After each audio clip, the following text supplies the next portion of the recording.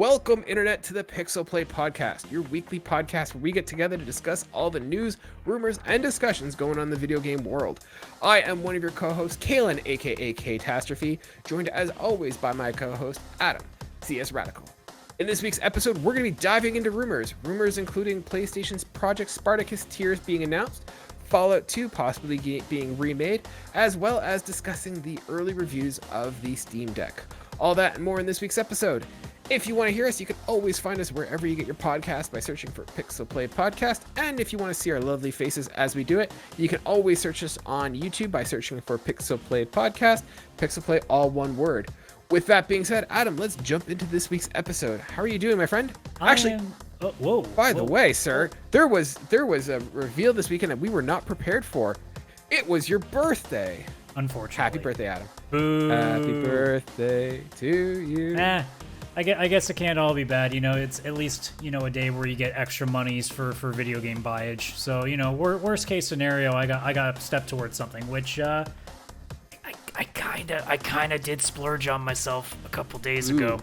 Now I don't have. You know what? Nobody knows what you want for your birthday more than you. So what'd you get? I don't have proof of it yet because GameStop is like, hey, we haven't shipped it yet, even though you ordered express shipping on this thing. Thanks, GameStop. But certain people like our friend the Muffin Mon there, that has been Kevin from Project X Talk, will be happy to know this guy's got a Series X coming soon. Congratulations. And then I will probably use it once in a blue moon and already waste a lot of money. But hey, that's the life of a gamer. So what else is This is different? gonna be one of those moments, like a pinnacle in the roads for you. Is like whether you stick as the PlayStation fanboy with me, or if you now become the Xbox guy. You can guarantee this much: I'm not owning a Switch. Don't worry about it. I technically fit that camp. I own a Switch, but Jen's using it incessantly for. It's honestly weird though. It's the first time I've ever personally owned both a Sony and an Xbox console in the same generation. Actually, I'm trying to think. Interesting. Have I ever had both at the same time? Technically, yes. I had a PS2 and a totally legal Xbox that didn't have a modded piece of tech in it, so we played just burned DVDs in it. But I technically had a PS2 and an Xbox, but since then it was either 360 or it was PS4. There was never both. So it's actually the only time that I've of my own volition owned both. So that's a new thing. Yeah, for me, the first I've had, with the exception of there's always been a Nintendo in my house growing up and with my family and stuff, but there's only been one time where I had an Xbox 360 and a PlayStation 3. And for me, I just found I never really played the Xbox 360. I was firmly entrenched in the PlayStation 3 ecosystem. And so for me, it just was like, okay, I'm a one console person. So, I've always had the Wii consoles. I do have a Wii and a Wii U sitting over on the shelf a little bit more over there, but I don't really count them because they're not really part of that war, because Nintendo, like we've said before, kind of has its own island. Yeah. So it's more like, you have a TV and a computer. It's not really the same thing, even though they technically kind of have screens. It's not quite the same. But between Sony and Xbox, this is the first time I've actually owned both, which is weird, actually. Yeah, it'll be interesting to see. I'm curious to see what the experience is like once you get it and stuff. So look, I just really wanted to play Forza and not crap HD on my computer because look, if I could buy a 3060 Ti or something for not $2,000 and literally put myself into debt for the rest of my life, I would. So an Xbox Series X was the better option. And I say that honestly, because I would have gotten an S. I said this so many times. I've been wanting to get an Xbox for a couple of months now. Oh, you got the Series X? Yeah, I got the X. Ooh. I've been wanting an S too, but every time I go to buy it, because I've always been able to afford an S, so I've been saving for the X in the end, and I just finally pulled the trigger on Monday. And the S I probably would have had a while ago if it wasn't so freaking ugly. Honestly, if I'm gonna say this now, watch in the next 3 to 4 months. By the time we hit summer, there's gonna be a new S model now, and I'm gonna love it. Watch, it's gonna happen now that I've got the X. But every time I look at that damn thing, I'm like, sure, if I put it on the side and I don't look at it, I'm not gonna think too much of it. But I'm still gonna remember that gaping freaking mesh circle on the top of it that just looks horrible. And I couldn't bring, every time I look at it and I almost would click buy, I couldn't do it. And I'm like, screw it. I'm just going to save till I have enough money for an X. And I finally was able to get a hold of one. So sooner or later, Adam, I will have it. it's not on the outside that matters. It's what's on the inside. Yes, that's why I'm getting the X. I guess, yeah, that technically checks with that argument too. Looks like a heater or a fridge, depending on which way you look at it. But that thing's a beast too. So yeah. So are you thinking is that just going to be your Game Pass machine at this point? Well, it depends on what the games are. Like, if it's stuff for multiplayer, I'll probably stick to my PC. It also depends on the kind of game, too. If it's better on a mouse and keyboard, I'll stick to the PC. But most games that are decent enough for mouse and keyboard, they're probably going to be less intensive anyway, because realistically, I can play a control with almost anything. It's not too big of a worry, so I'll deal. Yeah. And in terms of Horizon, you're still working on that one right now? Oh, yeah. I'm like, maybe 25 or 30 hours now I'm in. Nice. Yeah, I had to go. I got to go visit my family, so I didn't have a chance to play Horizon as much as I'd like. But I'm still loving it. It's actually the teeth are getting even deeper into me in terms of how much I love that game. And so now I want to play it so much. It's such a good game. It's back at the point that I was in Zero Dawn, where it's like, okay, I'm pretty sure if I don't have the entire map left to open now, it's most of it. So I'm like, all right. The story's like, hey, here's 3 places you should go to. And I'm like, nah, let's go do everything else but that. Yeah. And that's exactly how I played Zero Dawn, and Forbidden West is going to be no different, apparently. Sure, I'm leaning towards a certain part of the map because it leads into a story mission that I'm going to do, but you bet your ass I'm doing everything else around it first. Now, we gave you some homework last week. Did you try playing Machine Strikers on a higher difficulty? No, actually. I haven't even touched Machine Strikers since. I've actually been skipping it altogether. I've been skipping also the I can't remember what they're called, but it's the thing where you go and they give you like 3 challenges when you're facing machines.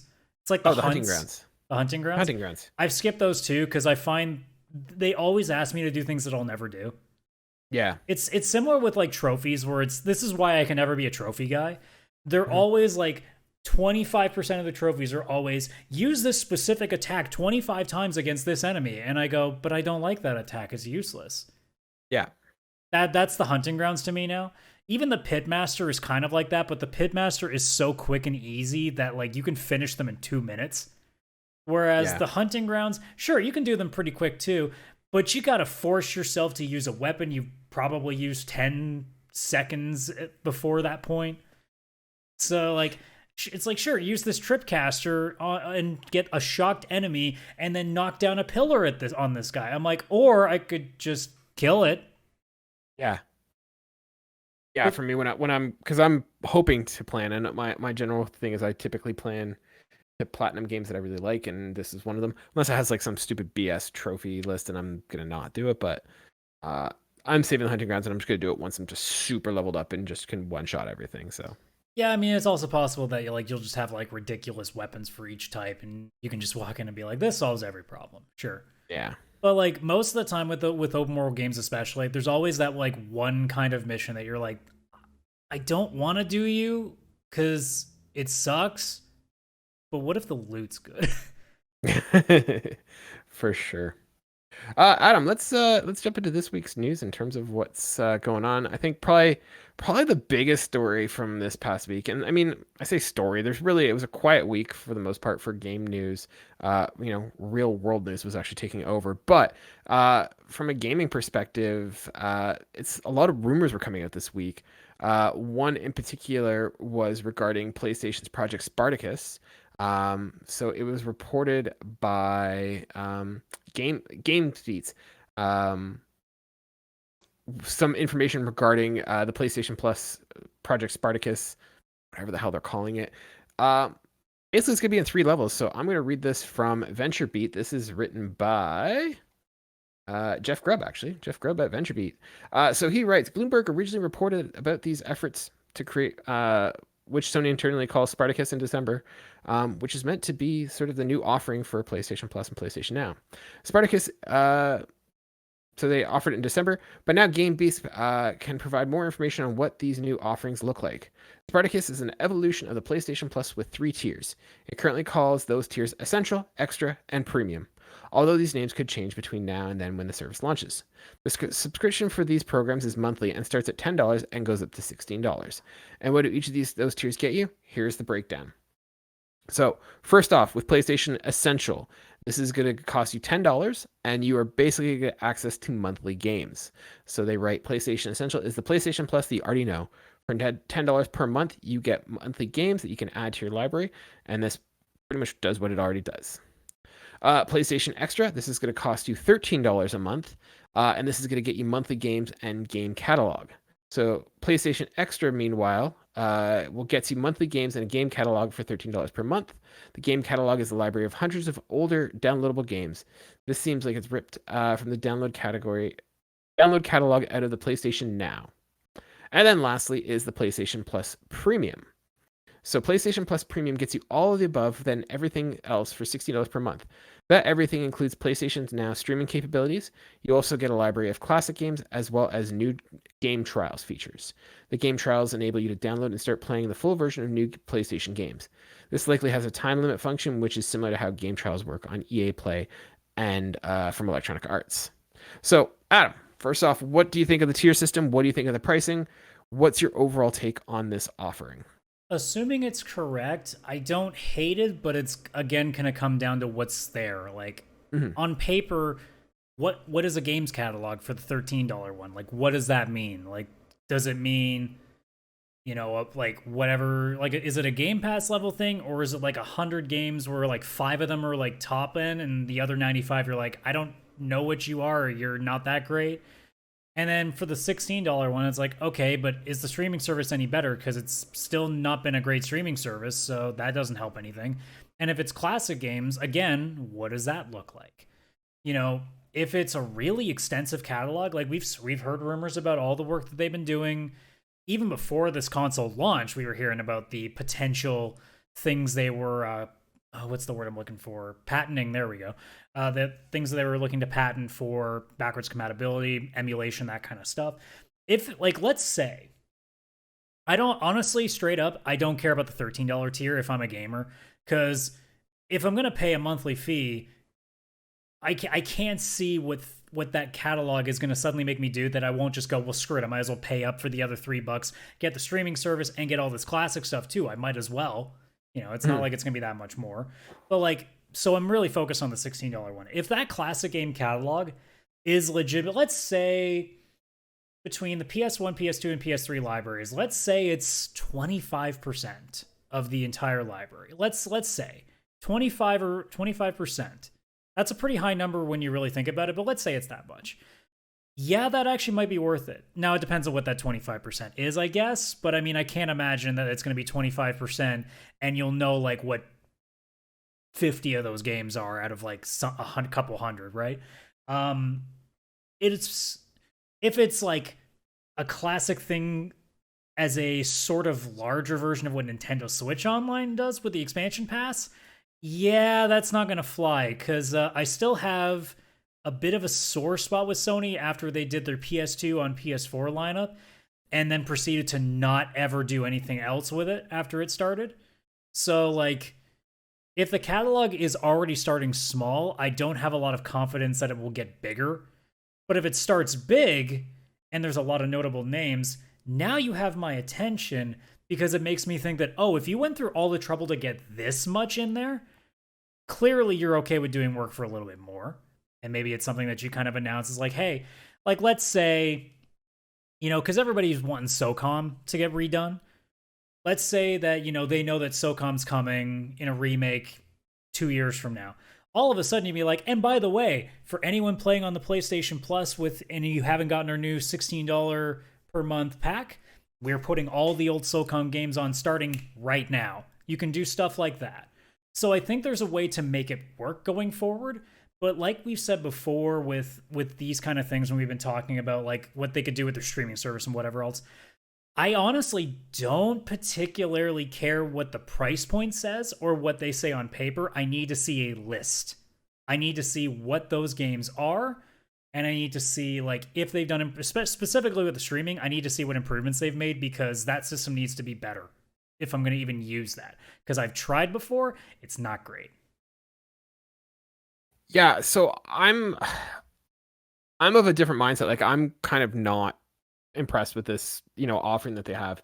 I mean, I think one, and this is still just rumors, this isn't the official announcement yet. So like, but I think there's some questions that it raises. So like PlayStation is essential. It's pretty straightforward. It's actually interesting that it's cheaper than what PlayStation Plus is right now because PlayStation right now, PlayStation Plus is $12 a month. So they're actually decreasing the price, which is good considering like you're not really getting anything else. So like, if you want to go that route, it's cheaper. The one thing that they don't mention in any of this is that they don't mention online multiplayer. So this makes me wonder if online multiplayer is going to become free again, I imagine it's probably just going to be essential. or if It's baked in, probably yeah. just implied. Yeah. So, but the And second again, we're question also I have, talking like what are being reported as rumors, to which I don't think that they care about the multiplayer aspect because we just assume it's there. mhm. The other question I have that gets raised out of this is what differentiates the game catalog versus the game classic games? Because they kind of talk about the game catalog as what PlayStation Now looks like. But if I remember PlayStation Now, a lot of their games are just PlayStation classics and that sort of thing. So what's going to distinguish what is in the game catalog versus what's in the classic games? Are we just talking like PlayStation 1 games? It's Or are PlayStation we 1 and talking 2. It would be 100% 1 and 2. Because I So because I then think most of PS Now is 3 games, isn't it? I think so. Because like I know when I remember using the service, a lot of it was PS3. Mhm. So I So yeah, assume that by classic games they're referring to 1 and 2. yeah, so game catalog would then probably be PlayStation 3 and 4, 3 maybe 4. You could also make a And case that then like what they would do then is segment the threes out and just be like, here's a mhm, catalog of PS4 games mhm, that we've specifically selected, and they might rotate it the same way that like Game Pass does. mhm. Obviously, it still won't be to the same amount, but like that could be a possibility. And again, like I'm not even supporting the idea that classic games suddenly makes this thing better. I think the streaming service is the big reason why it's the price, and they're just putting the Isn't it? classic games behind it because it's another way to be like, hey, see, it's not just the streaming, because yeah, they know that the streaming isn't that great, but like, That's what I was just gonna say. Like, is streaming actually a selling point for a I premium mean, plus? who Because like, knows? Like when if they officially announce something, maybe they actually are taking a harder look at it. We don't know. But I also do figure that if they aren't, as a business strategy, they're probably going, well, let's just do what everybody else does, throw nostalgia next to it, and it'll sell. yeah, because I remember when PlayStation Now first came out, and they were saying like, yeah, no, we don't offer uh downloadable. It's all streaming. Everybody like hated it. And even now, people say like, unless you're playing like a chill game, like I played Journey on there because Journey is like it's pretty straightforward. It doesn't matter if it lags a bit, but like if you're playing something twitchy like Call of Duty or something like that, would not work well in a Yeah, you streaming would not setup. want to play a fighting game or something on that. Yeah, so is streaming really something that needs to be locked behind a premium gate? Yeah, it's a bit of a questionable decision, but again, like we are talking rumors, so who knows? Oh yeah, It, for me it's the only thing. Go ahead. oh, I was just gonna say, it's just like I said, I don't know if I really have an interest in these tiers. Like it's really going to Mhm, be up to Sony to actually like show me something that makes me want to go beyond the $10 tier, cuz I mhm, don't, if the free games are behind the $10 tier and the multiplayer is behind the $10 tier, I don't really need much else usually. mhm, If obviously there are always going to be your Sony ponies that are even beyond us that mhm, will just suck up, everything that they give them because, again, the nostalgia factor goes. Like if they suddenly be like, "Hey, here's all the original Persona games. Like if you're a JRPG guy, here's all the Final Fantasy games. Here's Shadow Hearts. mhm. Like here's Suikoden. Like here's all these things, but you got to pay us $6 a month extra from what you normally pay." And they'll be like, "Shit, all right, I got to do that." Or if you're a big like adventure game, they throw all your Jack and Daxters on there and your original Ratchets. Like they do all that, and it gets you something to go with. So I don't know if this is ever going to be something that until we see what it is, we're ever going to think that positively of, because we're not really getting a much of a good look at it from what the history has shown us with this system that they have. So, and again, we've talked about it before on the show. We don't believe that they really even have to try that hard with this kind of a system. They're just probably doing a slightly better one now just so that people can get off their back about it for a while. Yeah. Because they, See, they don't really need to change what they're doing. I mean, it seems to still be working. It's just Xbox is kind of carving out something else of their own. yeah, and that's the thing. Like the thing that appeals to me the most about this is the game trials, and I think locking it behind a $16 tool, like a $16 gate is kind of silly. I feel like putting that in the essentials would be a good way, because really all you're doing with the game trials is you're just incentivizing people to spend more money. So Well, by game trials, I assume that we mean like, when a game launches day one, you can try like X amount of time of that game so you yeah, can see. I can see a scenario where people would be like, hey, I don't know if I want to play this game. I could spend $80 on it, or I can get this monthly thing for $6. Maybe I can, and if I don't like it, $16. well, so we'll pay an extra $6, right? Mhm. And I can try that, and if it doesn't work, oh well, I can go spend a month playing classic shit, I guess, or whatever else, Yeah. I don't know. Like I said, I'm not enthusiastic that much about it right now. It really is a case of like, okay, if they do the right things, this might actually be kind of cool. But in the back of my mind, I'm sitting there being like, I probably am not going to be buying any of this. So we'll see. Yeah, like this makes me skeptical. Like I as a Sony fanboy, and fully admitting it, I'm not wowed by any of these options. Like I find that the PlayStation Plus offerings, for the most part, have all been pretty lackluster. That I'm like, why am I paying for this service? I still buy it because I have like FOMO of missing out on a fantastic game, but for the most part, like I rarely ever play the games that are offered to me, and the ones that are good, I typically already buy those ones. So for me, that doesn't appeal to me. And so like going down the list, the game catalog, the classic games, game trials, like game trials is the one that appeals to me the most. And I don't know, I kind of feel like this is a weird step, and I don't feel like this is going to make anyone happy in that sense. I think the problem is that you have a situation that no one's talking about Game Pass for the fact that you can play old games. The appeal and the thing that people love about Game Pass is that brand new games like Forza, brand new games like Halo come out day and date on Game Pass. There is also a whole bunch of other games that are included in there, which are great and definitely, sweeten the pot.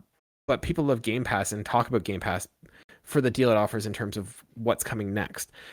To offer a service where, hey, you're gonna pay a premium so you can play stuff that's 20 years old, it's not something that's going to light the world on fire that people are going to be screaming and going for. Yeah, I don't know what you do to sell it right away. Like, I don't know if you go out there and say, hey, when a big game launches, it's not going to be on there. But in 6 months, we'll throw it there. But the problem if you say, well, in 6 months, we'll throw it there, is there's going to be a lot of people that just don't buy it day one because they know if they wait 6 months, they can get it for free, basically. So honestly, the best solution in my eyes is that while you won't see Horizon on there, you won't see, say, Spider-Man on there, they need to launch this thing and just pull a game out that people wouldn't expect to see on their day one and be like, here's the one that we're going to take a gamble on and say, hey, like, we're going to test this system out. I don't know what that game could be. It's not going to be God of War. We know that. That's for damn it sure. very well could be, because they've already technically put God of War on that PlayStation Plus Essentials. So I would think. Sorry, I'm meaning Ragnarok. Oh God, no, they're not putting Ragnarok. That's what I mean. There. Like, but like, you'd have to put a day one game on there to make a splash. Like, I don't think that you can have a system launch and nothing to flagship it. I think you can't just say, here's our new service and there's nothing on it. You got to start with something. And like, let's say this thing launches in August. I'm just putting a random date out there. Even if they said, here's for Horizon Forbidden West on it, I don't think that does anything. Because I'm pretty sure most of the people that have wanted to play that game have played it by that point. So I don't know if that necessarily makes people go, oh God, you can play Horizon Forbidden West on this? It's been 6 months. I don't know if it does that. But I don't know what game would be launching in August. But like, if you pull something that's like not a big name, but like a notable name, and you say day one, boom, right there for you guys. And we'd be like, okay, that's kind of cool. Like, I don't expect them to suddenly make us go, oh shit, that's going to compete with Game Pass. I'm expecting to go be like, yeah, it's not a bad option. That's my honest hope, is that it's like, nah, it's not bad. I don't want people to sit there like a state of play where they're just screaming on Reddit for the next 6 weeks because they showed a bunch of indie games that no one cares about. I want them to sit there and be like, okay, look, was it the biggest thing? No, but hey, I didn't expect to see that getting put on day one. Like that would be the kind of thing I'd hope for, is that they at least show something that kind of makes us go, oh, okay, I wouldn't have expected that. This makes me wonder, and this is like an out there thought. What if that game catalog is PS5 titles. So PlayStation Extra gets you the game catalog for PlayStation titles. And then the Classic refers to anything PS4 or beyond.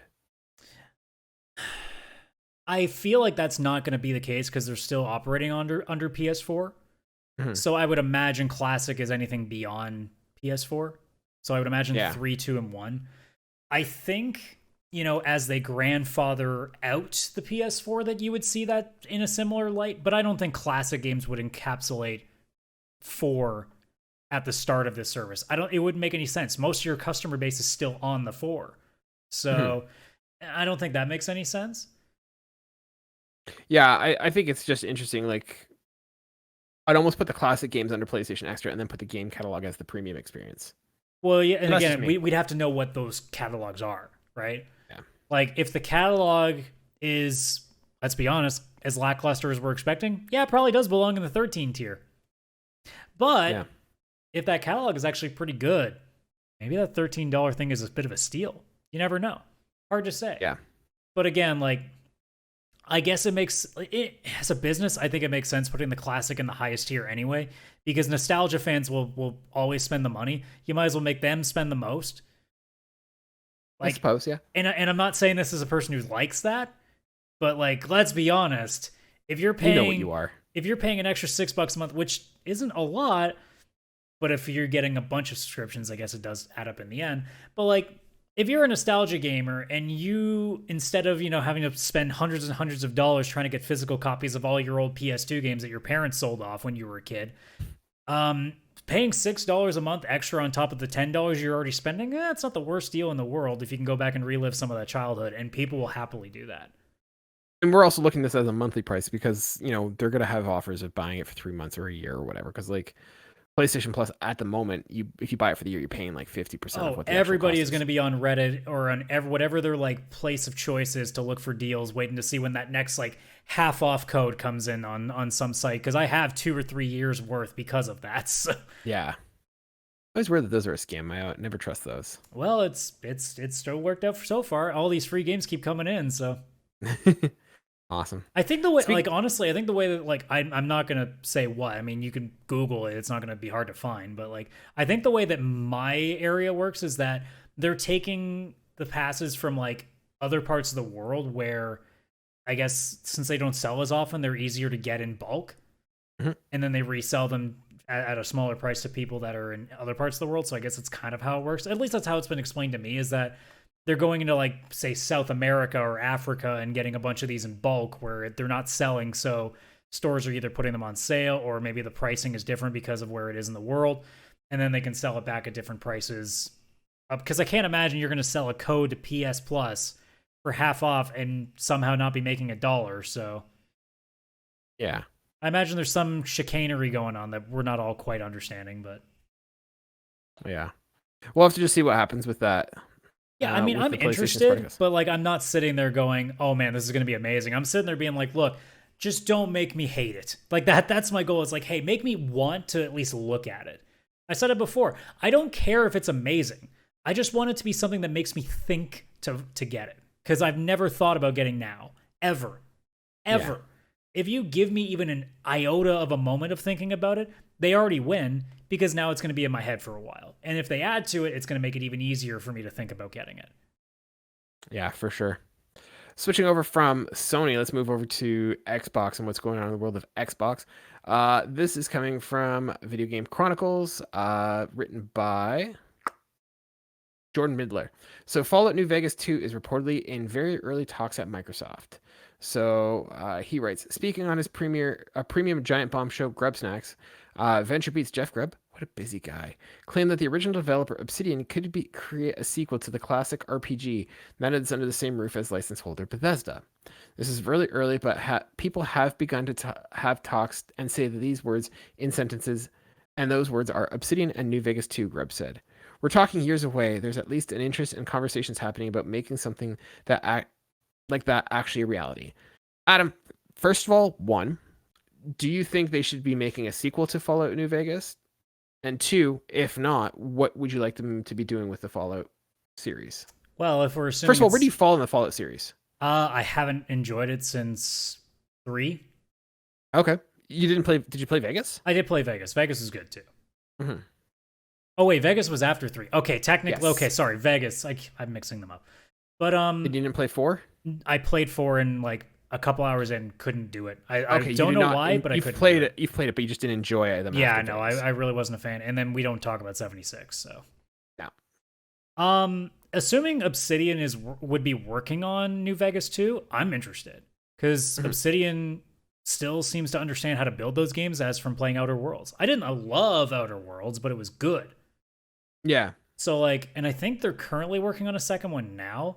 So I mean, yeah, and like the idea that they're going to be, you know, not working on a New Vegas 2 for a while, yeah, that makes sense. I think they're also, what's the other game they were working on? There's another one that they're doing, and I just can't think of what it's. Was it Avowed that I'm thinking of? I think that's correct.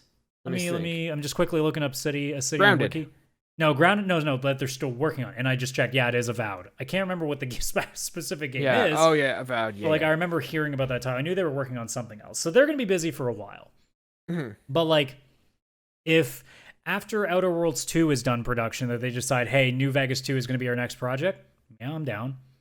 I can't see why not. I still have good memories of New Vegas.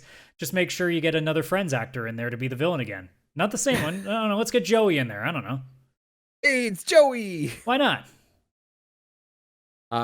Actually, wait. No, we got to buck the trend. Jennifer Aniston. There we go. Problem solved. Get Jennifer Aniston. There you go. Get her on the phone. Yeah, for me, like I don't know how you take Fallout New Vegas and make a sequel with that, like without it feeling retreaded. Like part of the excitement of a Fallout game is exploring a city. So like, unless you create a brand new map, so you'd have to redesign a lot of it. Like, do you then lose the feel of that New Vegas look and the canonical, like having a sequel to a game that, and I know there's like a Fallout 2 and all that stuff. Whatever. I don't know. I feel like Fallout New Vegas in its sense is like a complete sort of sequel, like a complete package in of itself, that I don't know if you really need to have a Fallout sequel to that. I'd love to see a remake of this game because, you know, that game does not age super well in terms of aesthetics. So it'd be nice to see that one kind of get remade using like the Fallout 4 engine, because like that game for all its problems was nicer looking of all the Fallout games. So to have something like that and then just make a reskin, I think that's the way to go. Route. Let me sell you on this. Yeah. Obsidian's next project, Fallout, New Orleans. Ooh, that's pretty sweet.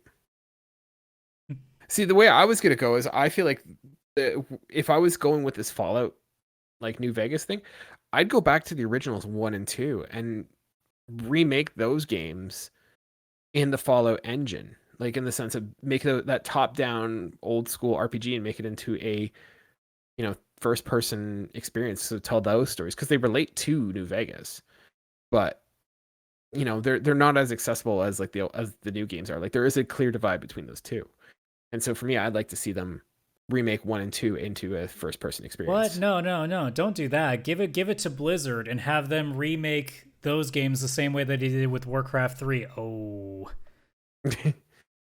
Yeah, I mean, I love the Fallout series. Like, it's one of my favorite series to play. Not so much for like the story or anything. I could care less about the story, but the thing I love about that is I always love just exploring new cities and seeing how it is. Like, for me, I'd love to see like a New York style where, you know, where buildings become their own like experience, in the sense that you have like these towers that almost develop their own sort of cities in themselves. I'm not gonna lie, I'd like them to go somewhere that would be more by the ocean. I'd like to see like what a Fallout game would be like, say in like Southern California. Well, isn't that where 1 and 2 take place? I don't actually know because I've never played the originals. I'm pretty sure 1 and 2 take place. If they do, then yeah, you know what? Your idea of remaking them would be a great idea. Yeah, or screw it. Look. Fallout Canada. Stop ignoring your neighbors. Fallout takes place in Southern California. Okay, well fine. Either remake those or go across the border, cowards. Just do Toronto. Well, they did Alaska. That's not Canada. I mean, they're gonna do Canada. It's gonna be like Saskatchewan, and it'll be like, huh? Doesn't look that different. Oh, it's Kaylan. We're saving Bethesda so much money with this idea. If you do it in Saskatchewan, you don't have to make mountains in the map. Yeah. This is just a long It's flat so board. easy. There's so much less like terrain building you have to do in that game. And there's like very few structures. You literally just put a field of grass and there you go, you're done. Throw in some like for those unknown, we make joke. The prairies are known for being, especially in Saskatchewan, being very flat. Yeah. Yeah, incredibly flat. I know most Americans listen to this and be like, "What the hell is a Saskatchewan? Is that like where Bigfoot came from?" To which, maybe. Yeah, check it out. If you ever look at Saskatchewan, it's just one line of like flat. Yeah, no. If you stand at the top of Saskatchewan, you can wave to your neighbor at the other end of the friggin' province. That's how space works. Yeah. Yeah, no, I think like Fallout New Vegas is a neat idea, and it'd be. I guess if you were to do like New Vegas, you'd almost have to do like decades ahead of like after the events of the thing. So like New Vegas gets reestablished, it does this, and now there's a new problem that's kind of emerging that's threatening the stability, or I don't know how you do it. I'm not smart enough. I mean, to be honest though, like, do they really have to try that much in with the lore? Because I think most people who, again, as we just said earlier, will glomp on nostalgia anytime it comes at them. All you have to do is show them an image of New Vegas 2. They will scream. They don't even know what the lore is yet, and they're already in and pre-ordering. So I don't know if they have to do that much work about it. But like, if the question really is, should Obsidian work on another Fallout game? Yes, that answer is the easy 100%. answer. What that is, I honestly don't care. If it's New Vegas 2, cool. If it's New Orleans, cool. If it's California, cool. If it's friggin' Mexico, I don't give a shit. If it's Obsidian, I trust it a lot more right now than I do with the Bethesda. Let's just put it that way. Mm-hmm. Yeah, it's once again just picking an iconic city that you have those like landmark feels to it, and like that's what you need, and that's what I look for with a Fallout game. But again, too, if you're Microsoft and you're trying to get some wow factor in there, because again, they haven't had it for a while, you throw just an image of New Vegas 2 up there, or some cinematic trailer that doesn't really show anything, and then you just have some fuzzy dice in a car somewhere. You know, that already sells the game. They don't need to do that much, and it's going to get them a big, like, endless supply of articles because everybody's like, New Vegas is back. It's all they really got to do. So, I mean, it seemed like a foolproof plan that they were going to do it, and the fact that the story came out that they're apparently in early talks, I'm like, really? They're just in early talks? I figured that was the first thing they were discussing as soon as they bought Obsidian. Yeah, 100%. Or sorry, bought Obsidian and then had Bethesda. Once Bethesda was under there... Wait, which came first? I'm assuming Bethesda was after, right? I think they bought Obsidian first, then Bethesda. Either way, like whichever one finished it, you know that the second that those two are back together again, that the conversation started because they know. If you work for either of those companies, you know that fan base doesn't shut the hell up about New Vegas. Still to this day.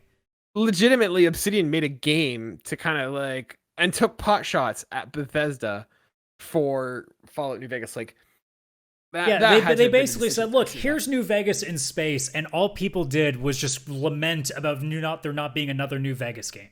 Yeah. So and to be honest, Outer Wilds is fine, but it's fine, but it's not anything compared. Like, no, like compared to 76, it's really good. Yeah, that's true. But I said when I reviewed it, like way back when I still had a different show that I was doing, like I don't hate it, but like. And it's not a game that's gonna stand out when you're done. It was a reminder of what Fallout games can be. It's just it wasn't everything that I remember, like say New Vegas or 3 being. Mm-hmm. By the way, I said Outer Wilds, I meant Outer Worlds.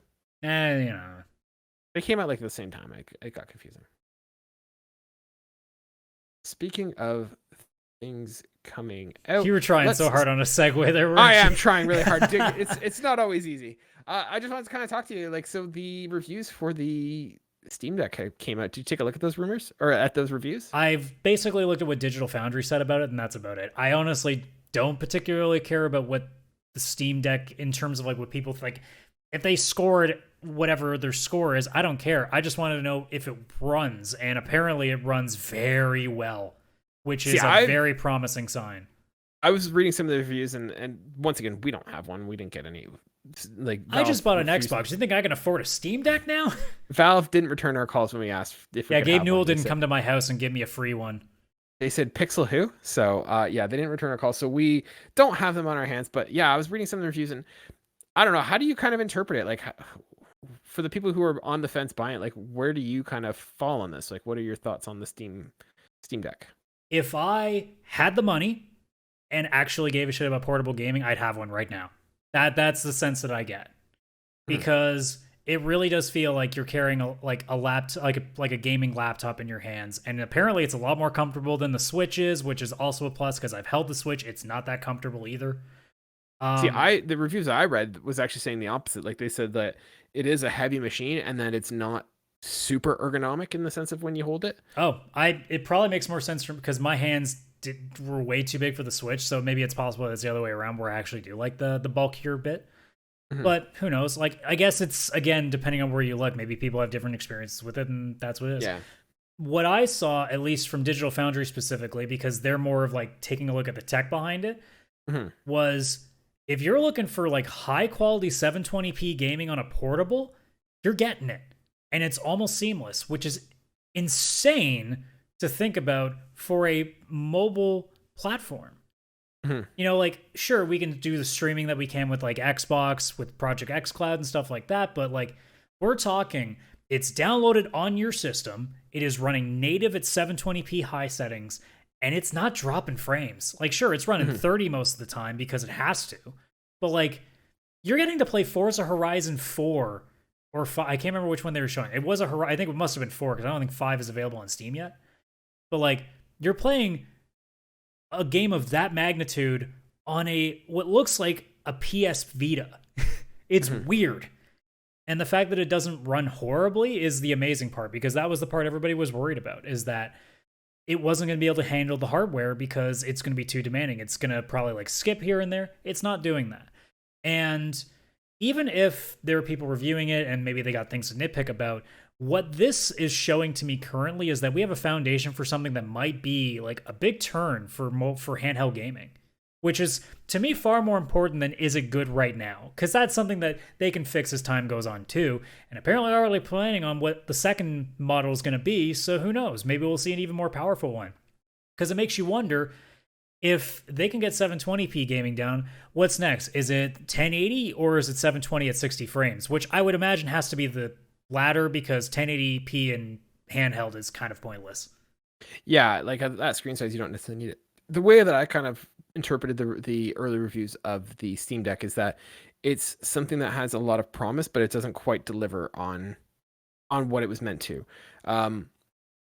They're saying like, yeah, it's great, like the fact that you can have seamless saves between, you know, your computer, your Steam Deck, and your PC, and like your laptops and stuff is awesome. But like, you have issues where battery doesn't last very long. They're saying anywhere like probably an hour to 2 hour battery life, which isn't huge, but I mean, considering what it's running is really good. Well, that's what that was I've seen that argument, and I've said, what did you expect?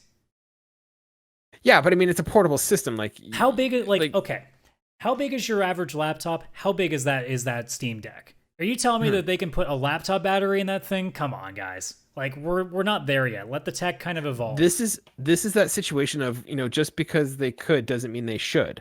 Like, it's one of those, like, yeah, you could definitely put a battery in there, but it's not going to last. Like, is it enough for what the intended purpose is? Like, if you're getting an hour, like that's barely a road trip at any point to charge it. So. Well, we're also living in an age now where you can charge almost anywhere you go, so it's not necessarily a hindrance.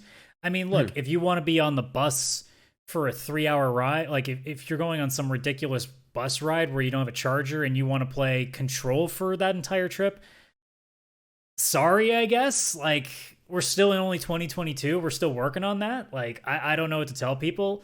Like, sure, is it like the greatest thing ever? No. But what's every other technology that we've seen in this kind of thing? It's supposed to be a start. And this to me was not only a start, but it was a start that well exceeded the expectations that I had. Because I went in there thinking like, okay, if this thing can run like 480p 30 frames, I think I'd be pretty stoked for that. Even like the fact that you could potentially have a system to run like Control or Forza Horizon, or I know Witcher 3, which is already on Switch, but we know how badly de-res that Witcher 3 is on Switch. Like, if you could have a pretty seamless experience at 480p, that's pretty cool. The fact that for most games right now, they're already doing it for 720, and we're not even talking about the other things that you can possibly do with the Steam Deck down the road, especially once modders really start to get their claws into that thing. We're really underselling what this thing is. And like, I understand that, you know, reviewers are going to take this thing and be like, well, the battery's not very good. And well, you know, it's a little big for my hands, and yeah, the The UI controls is can not be a like little the bit US kind of weird. thing. But Yeah. like, guys, you got Steam on this like Vita sized piece of hardware, and we didn't have anything like this before. Like, come on. I think I'm coming at it a little bit more pessimistic than you are. Like, I think it's cool, but I don't know. Like, I would categorize this as a successful experiment in the same way that, PlayStation VR is a successful experiment. Experiment. It's cool. It, does what it sets out to do, but it doesn't do it well enough that I'm like, yeah, this is something that you need to have, that this is going to be like a staple. I feel like in that way, it's kind of like a proof of concept and it works. And it's awesome that Valve is supporting it. And that's going to be a key thing for this, is whether or not this gets supported. And the fact that they're already talking about rumors of them, iterating and making a second one, like that's awesome. But for me, I would say if anyone's looking at this, is like, this is an experiment. And if you want to be part of that experiment, go for it. Like, jump in. There's I'm no not reason going to not sit to. here and tell you guys that you need to go get that thing and support it. No, I don't give a shit what you want to do. Yeah. I'm just saying, like, No, I but the think question is, should they? Like, No, but if you have someone come to you saying, like, hey, should I get this? What would you say? I would say not right now. Mhm. Which was what we said from the very beginning. Like, this doesn't make sense. Like, even if it does exactly what it sets to do, this doesn't make sense to get right away, because that's a lot of money that you're spending on really a laptop. So, like, to me, I'm looking at it being like, dude, they got something the size of a Vita playing Steam games in 720p high settings. Like, that's insane. Like, to me, that's all my brain thinks. If you want to talk about all the other shit, that's fine. But like, I'm thinking it from a future aspect of, holy shit, we have something playing 720p high setting PC games without much fault. And if, let's say, in a couple of years they come up with a new model that can handle it better, maybe they put the battery life up by an hour, like, we don't know what tech's going to be like, especially now that apparently the chip shortage is going to start getting lessened. So, like, maybe we can start making some more breakthroughs again. Like, who knows? Like, let's say between 3 and 4 years from now, Steam Deck 2 happens, and it's 720, 60 frame cap, and the battery life is, say, 3 hours now, or 4 hours even.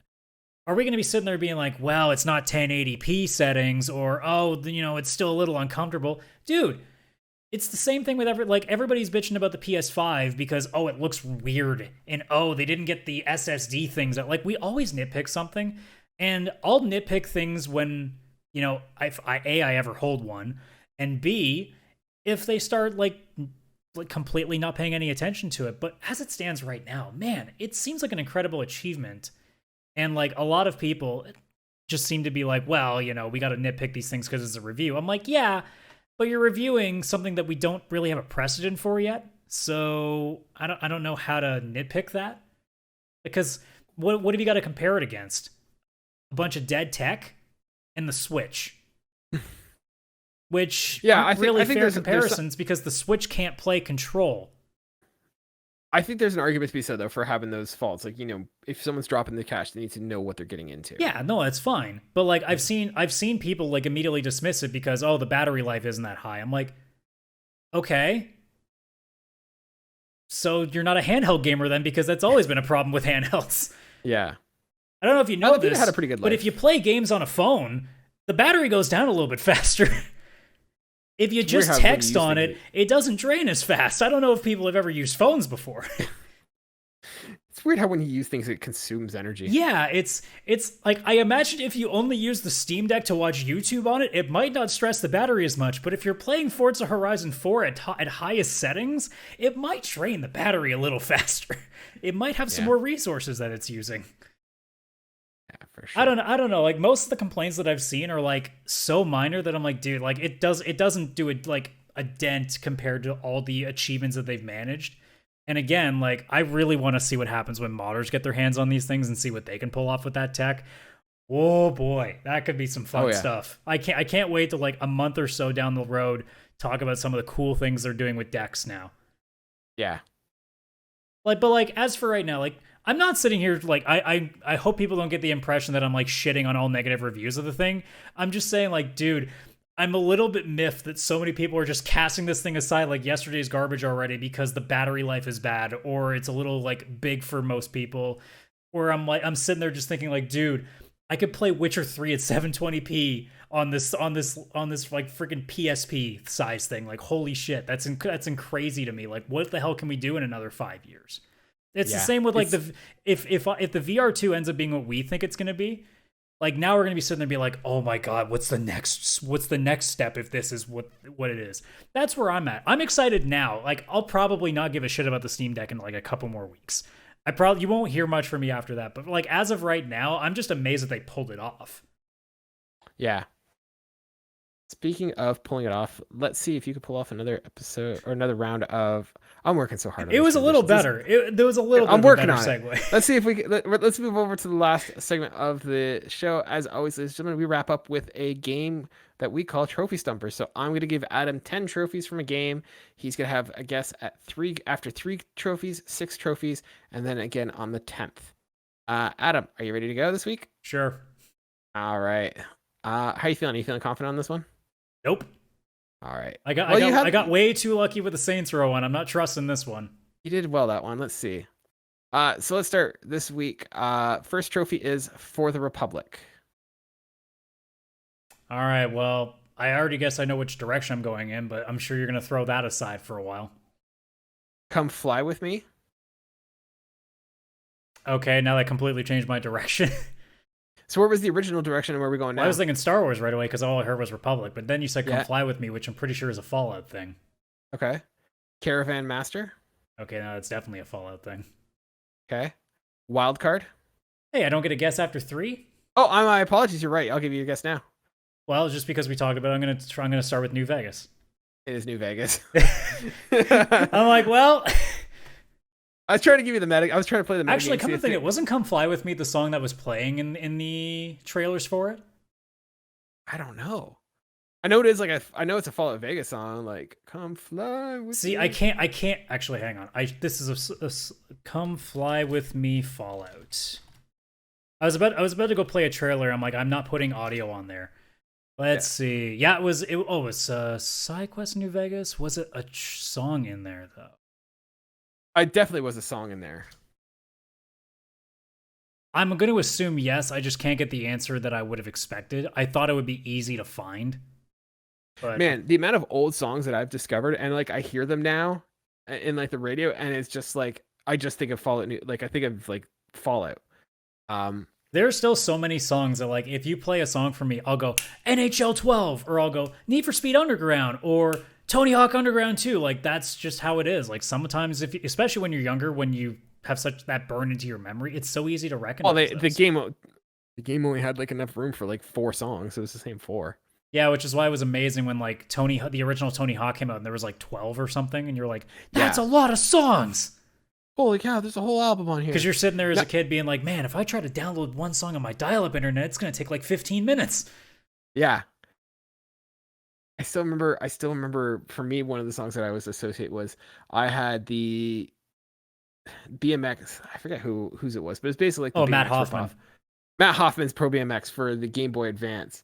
And I remember it had Newfound Glory's My Friends Over You. And that song is just one that I associate with like that game. Now, is there similar, like, outside of that? Are there, like, cases where there are songs that you hear that weren't in games, but you think of that game because you listened to it a lot during the same time you played that game? Like, for example, whenever I hear Linkin Park's Numb, I think of Final Fantasy Tactics Advance, because right when that song came out, I was constantly playing that game. So, like, I would listen to that in my head, I would listen to that in my headphones while I'm playing Tactics Advance, so whenever I hear that song, I think back to playing that game. Not really, because I typically would just listen. Like I'm not one to like listen to podcasts or music while I'm gaming. I'm typically, listening to the game while I'm playing it. So I don't have that situation. So no. But like for me, it's just I love when they have pop, like not pop, but they have like real songs in the sense of like licensed music in there. It's like I remember I was out shopping with Jen one day and one of the songs from Fallout came out and I'm like just smirking inside like some home furniture store or home decor store and she's like, what do you smell? I'm like, this is a Fallout song. And she's just like, you're a nerd. Like, and you're like, it's funny we're there. And I'm just like thinking of it like post-apocalypse. I was one from Washington, like the Fallout 3, and I'm just thinking like Wasteland, Washington as I'm standing in this like department store. It's great. Well, it's like, I mean, and it still happens today. Like now I can't hear Flight of Icarus without thinking of Guardians of the Galaxy now because of that game.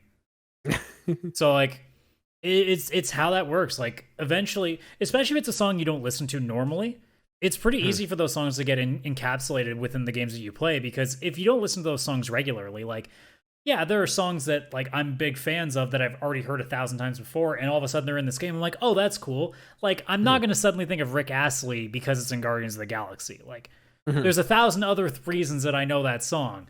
But like when you hear the big one for me, I think that matters the most would have been like Jimmy Eat World's Sweetness, because that was like the big song. I think it was NHL '08 or something.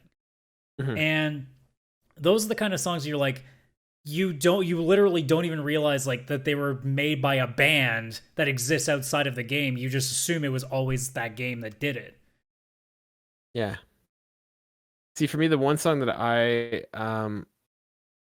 the one that I always go with is like when you're playing Fallout, or it's not Fallout, Far Cry 3, and you're burning that weed plant. Like that's the one that always kind of sticks out to me, that like it just fits so perfectly.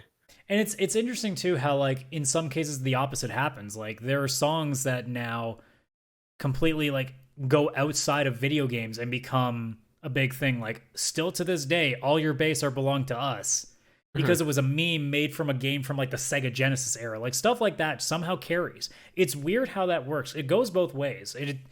It's amazing how that happens, but I guess that's just the way that memory goes, right? You know, anything that you can preserve long enough in your brain, it doesn't go away. And in some cases that it explodes to beyond just being a single person's thing. Like sure, I'm probably the only person in the world that associates Linkin Park's Numb with Final Fantasy Tactics Advance, but you bet your ass there are certain games that one song everyone thinks of. You know, it always ends up being like that. Yeah. Like how many people hear like the first 10 notes on the piano of Aerith's theme and immediately like gets like misty? Yeah, for me it's like the Gregorian chant with Halo. You hear those first like few like notes. Did you see the video on YouTube of the actual Gregorian monks like singing that in a church? No. I'll have to link that to you after the show. Yeah, send it to me. It's cool. Yeah, you know what? Send up link and I'll throw it on the on our feeds as well, our social feeds, because I will endeavor to do that. Yeah, that's one of those ones that like is just so iconic that like you hear those first few notes and it's just like, I know exactly what game that's from. Actually, you know what? I'm willing to bet that that's probably, I may be wrong on this, but I feel like that's arguably one of the last like AAA pieces of music that are like legendarily known by most gamers. I don't know. Like, and I'm not talking licensed music. I'm talking like straight up like this was made for this game. I feel like that's like, because music isn't the same now as it was back in the day. Because back in the day on like NES, Super Nintendo, like you only had a very small, like I think NES you could only have 3 notes playing at the same time, so you had to focus on a melody. So that's why like Mario, Zelda, Metroid, Castlevania, all those games, like that's why they are so recognizable, is because they were forced to play melodies. Yeah. Whereas now, I honestly couldn't recall like most of Guardians of the Galaxy's non-licensed soundtrack apart from Star-Lord, because it's all just ambient music most of the time. You don't sit there and go, oh yeah, I remember that song during that boss battle. It's more often than not, it's there to enhance the intensity that you're already in. Whereas games back in the day, like you listen to, say, Ocarina of Time, or you listen to Chrono Trigger, or you go to even, well, I guess Halo is a great example too. Like there are certain games like from those past eras where you specifically know pieces of that soundtrack in you know them note for note. Whereas like if I ask you to play a certain song from, say, Call of Duty Modern Warfare 4, like you're not gonna call any music back. See, the one that I would probably say is one of the like most recent iconic ones. What I'd say is The Last of Us, like that old style guitar, like just the subtle notes. Like I find that's one that's, if you hear it, it's pretty iconic. Once again, you have to play it, but I feel like that's one that, I don't know if it's me just being a huge Last of Us fanboy or whatever, but that's one that I can hear the few notes and I know instantaneously that's The Last of Us. I'm talking from a perspective though of like, every gamer like knows. Like even if you've never played Halo before, you probably know that theme if you're big enough into the gaming community. Yeah, that's true. Whereas like I have no idea what Last of Us music sounds like. And I own a console that has that damn game on it. If you heard it, you'd recognize it. It's really good. Probably not. That, or I'd say Portal. Portal's like This Is a Triumph. Yeah, that would be. Or Still Alive would be another one too. I'm trying to think like what else there could be that falls into that category. Are we talking like original? Yeah, original songs. Yeah, original score, especially ones that don't include lyrics, because I think Portal might be cheating because lyrics can make it easier to remember. I know people say, well, Halo's voiced. I'm like, yeah, but do you know the words? It's just like it's not exactly a lyric sheet requiring. I guess I'll cheat and say Persona music, but that's because Japanese RPGs tend to be a little more melody focused. Mm-hmm. And they're not AAA. So like if we're talking like widely recognized, I really would have to like sit down and think, because I really do. My Halo is the one that stands out to me. I mean, Witcher has a pretty good soundtrack, but once again, is it recognizable? No.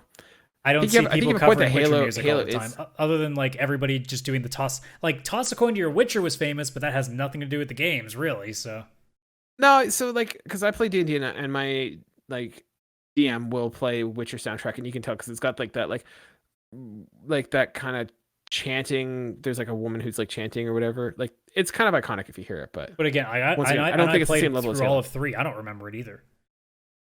Yeah, I think you'd recognize it if you heard it. Probably, but in the sense of like I haven't played a Halo game in at least 5 years, and I still can remember every note. So, such a good song. Anyways, that became a little bit of a tangent right there. I wasn't expecting that one. Hey, look, I got us to an hour. I helped. I made this show long. I made the show an hour because of that tangent.